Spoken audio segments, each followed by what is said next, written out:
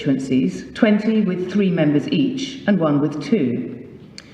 The appellant, Mr. Dayal, and the first respondent, Mr. Jugnath, second respondent, Mr. Lakuman, and third respondent, Mr. Somenadin, were all candidates up for election in the same constituency.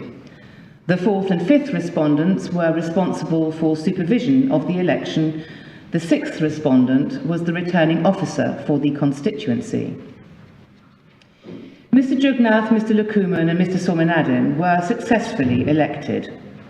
The party to which they belonged, l'Alliance Mauricienne, went on to form the government of Mauritius, with Mr. Jugnath being reinstated as Prime Minister. Mr. Dayal, a member of l'Alliance Nationale, was not elected. Mr. Dayal sought to challenge the election of the first to third respondents and issued an election petition under Section 45 of the Representation of the People Act 1958, Mauritius. I will refer to this as the Act. He claimed, amongst other things, that their election was obtained by reason of bribery and treating for the purpose of Section 64 of the Act. He submitted that accordingly their election should be declared invalid and void. Specifically, Mr. Dayal alleged that promises made by Mr. Jugnath during the election campaign, namely to increase the basic retirement pension, accelerate forms of public sector pay and terms, and pay one-off performance bonuses to police officers, firemen and prison officers, constituted bribery. In addition, Mr. Dayal alleged that food, drink and entertainment provided at an event organised by the Ministry of Social Security, at which Mr. Jugnath spoke, constituted treating.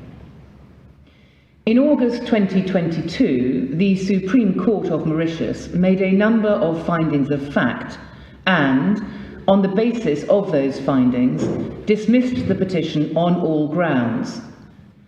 Mr. Dayal now appeals to the Judicial Committee of the Privy Council with the leave of the Supreme Court of Mauritius. For reasons given in the judgment we are handing down, the Board unanimously dismisses the appeal on all grounds. On the basis of its findings of fact, the Supreme Court of Mauritius was right to conclude that the first to third respondents were not guilty of bribery or treating. No criticism is made of the fourth to sixth respondents, who appeared before the Board to assist on general matters relating to the background, scope and interpretation of the relevant legislation. Section 64 is directed at preventing private inducements to the electorate to vote by reference to arguments other than the public good. The purpose of Section 64 is to prevent corrupt practices, such as the buying of votes. There must be some bargain between the candidate and the voter by which money is paid to or other valuable consideration conferred on the voter in return for voting in a particular way. Normal electoral campaigning does not fall foul of Section 64.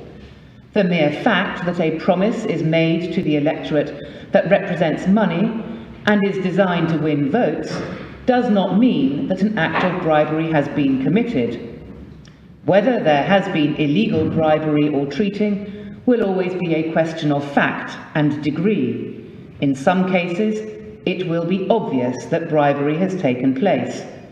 In others, it will be necessary to consider all the relevant facts and the surrounding circumstances in detail. So there is no hard and fast rule or test, rather a flexible approach tailored to the facts of each case is required. The literal interpretation of the Act advanced for Mr. Dayal would make it impossible for any candidate to campaign on a general policy that would provide a financial benefit to a group of voters, such as taxation. This would produce absurd results and undermine the principle of free and fair elections. A court will be slow to find that a political candidate is guilty of bribery without cogent evidence to that effect, particularly when they have campaigned in support of a party manifesto commitment. In the present case, the Supreme Court of Mauritius was fully entitled to conclude that bribery was not made out on the facts, and that this was normal electoral campaigning. The board points in particular to the following features that support this conclusion. First, that the pension and public sector pay proposals were made in open and public, allowing criticism and debate. Secondly, the proposals had been the subject of prior political debate and carried transparent underlying reasoning. Thirdly, the proposals related to manifesto pledges. Fourthly, the proposals related to important and sensitive topics of public interest. Fifthly, the subject matter of the proposals was also the subject of proposals by other candidates or political parties. Sixthly, the proposals were generic and of nationwide impact, not limited to members of the individual constituency. Seventhly, there were several weeks between the proposals and polling day, and over a month between the event at which food, drink, and entertainment were provided and polling day.